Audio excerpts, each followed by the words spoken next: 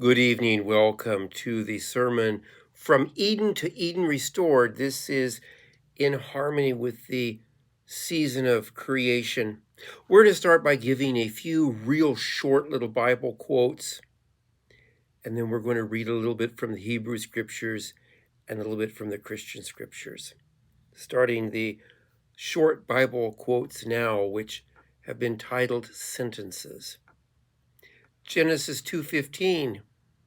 God took the man and set him down in the Garden of Eden to work the ground and keep it in order. Jeremiah 2:7, I brought you to a garden land where you could eat lush fruit. Psalm 24, verses 1 to 2, God claims earth and everything in it. God claims the world and all who live in it. He built on the ocean foundations, laid it out on river girders. The psalm is Psalm 12:10. Good people are good to their animals. The good-hearted, bad people kick and abuse them.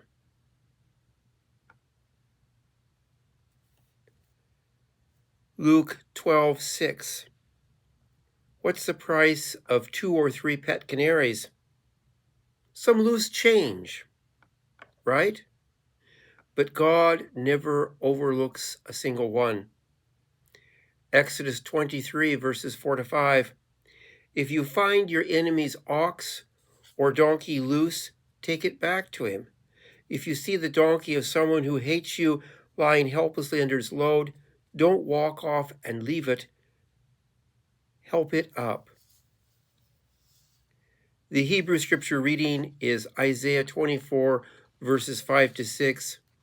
Earth is polluted by its own people who have broken its laws, destroyed its order, violated the sacred and eternal covenant, therefore like a curse, like a cancer, ravages the earth.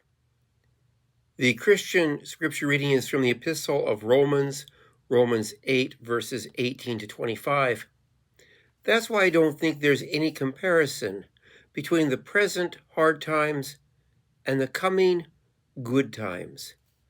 The created world itself can hardly wait for what's coming next. Everything in creation is being more or less held back. God reins it in until both creation and all the creatures are ready and can be released at the same moment into the glorious times ahead. Meanwhile, the joyful anticipation deepens. All around us, we observe a pregnant creation. The difficult times of pain throughout the world are simply birth pangs. But it's not only around us, it's within us. The Spirit of God is arousing within us. We're also feeling the birth pangs. The sterile, barren bodies of ours are yearning for full deliverance. That's why waiting does not diminish us any more than waiting diminishes a pregnant mother. We are enlarged in the waiting. We, of course, don't see what is enlarging us, but the longer we wait, the larger we become, and the more joyful our expectancy. We are a people who feel ties to physical places, to the land. These ties, I think, are natural, and perhaps God uses those emotional and spiritual ties to encourage us to care for the land and the creatures on the land. When we own land, our ties run much deeper. Our bonds to the land can be generations old, with people visiting different countries they've never even lived in, to visit the lands and the homes owned by their ancestors, and to visit the graves where their ancestors were buried. We even feel close bonds to spiritually important places, such as mosques and synagogues and churches in the Middle East. For some people, this building is a site that has deep spiritual bonds to our hearts. Should you feel a strong connection to this building, that's pretty natural. You may even wonder why you are feeling an attachment to the building if you've not attended this church for very long. I took courses, many of them from a seminary in Northern California. The times that I spent on campus were usually a week long. Not that much time spent on campus, just a week here, a week there. Some reason, actually for a number of reasons, I think there was just that strong bond between myself and the campus.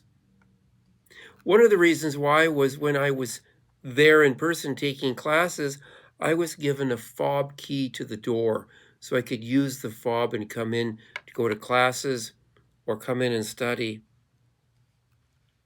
I went to return the fob, and the student I was talking to, I was trying to return the fob to, said, "No, this is your seminary. You should have a key to your seminary." And I tried to object, saying, "Well, I'm going back home and I won't be able to use it." I was told I was to keep the fob. I was to keep the key. And the person kind of smiled and added to the effect of, "You know that organ in there, you've really been wanting to play it." And of course, we knew it was a no-no. There was a sign that we were not to play it. She kind of hinted maybe that I could sneak in the building sometime and get a chance to play that organ. When the building was sold, I will admit that I felt a sense of loss and joined with other students in a student-organized ceremony regarding the sale of the seminary building. The call to worship declares, before humans started making mistakes, some of which were sins, it was perfect. Basically, God created, God evaluated what God created, God took pride in what God created, and then God declared the creation was awesome.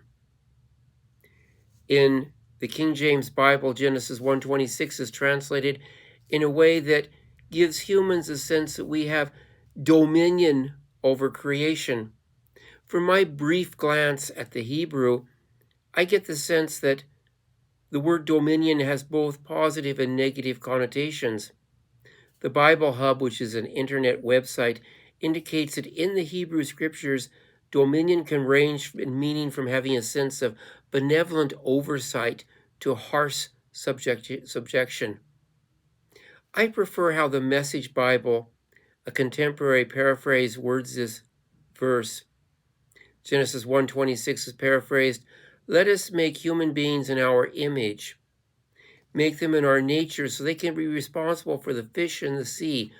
And then the list goes on and on. The list of responsibilities just continues.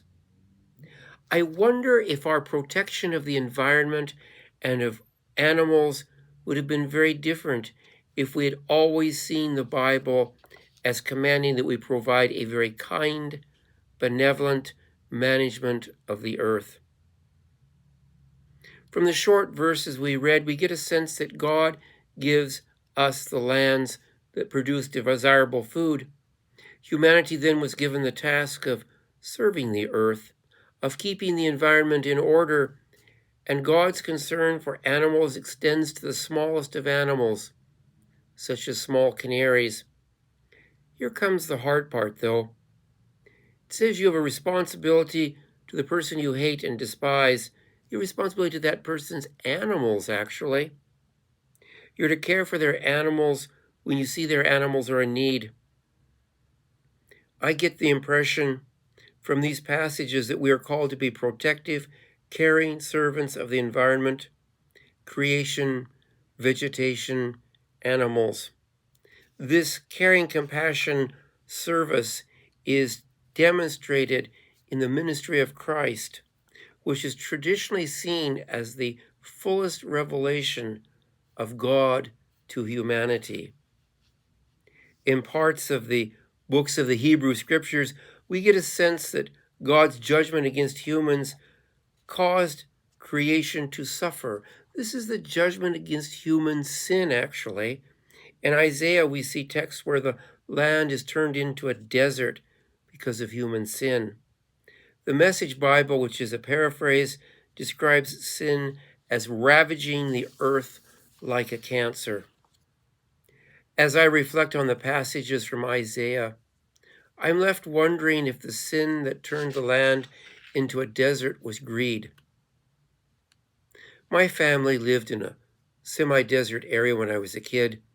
You could tell by just looking at the land if it was overgrazed. Overgrazed land can take many years to recover. There are parts of North America where the government will pay farmers not to farm the land because the land is either at serious risk of being overgrazed or wind or water erosion. When I was a kid, some of the neighbors' farmers were paid not to graze animals and not to farm because the land was a semi-desert. When my parents retired, they moved to an area where it was water erosion as a concern, and the land was under these government protections where farmers were paid to not farm the land to keep erosion under control. I'm really wondering if this abuse of the land would have taken place to begin with if the inherent worth and dignity of the environment was recognized. When I was in elementary school, there were times when my family drove past massive feedlots. The smell of cow manure was intensely strong. The ground was covered in manure. I don't recall seeing any green grass for the cattle to eat. What I have seen causes me to wonder if large corporate farms treat animals with anything that really kind of resembles their inherent God-given dignity and worth. I hope things have changed since I was a kid. The epistle reading is from Romans chapter 8. Theologian Merle Unger describes Romans as the most influential Pauline epistle as the first great work of Christian theology. I would agree with him.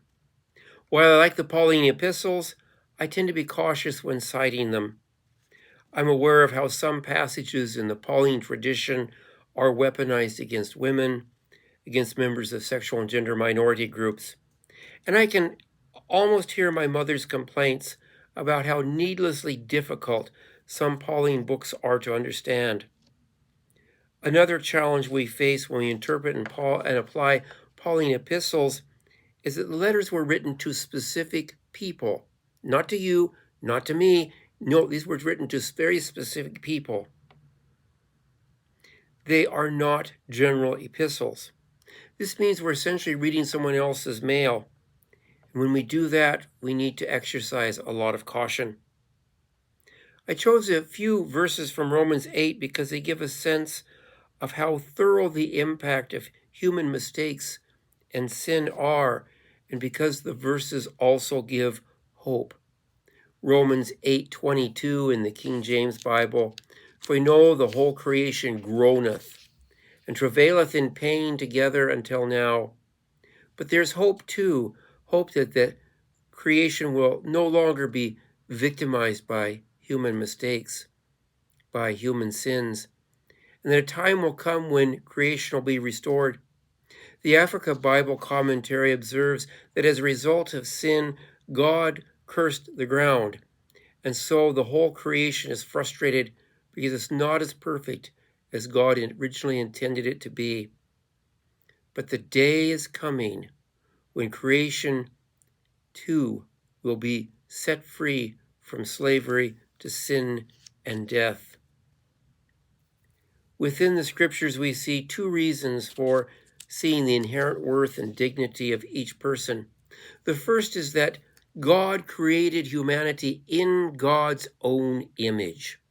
So we're of value because we were created by God in God's image. And the second is because God redeemed humanity.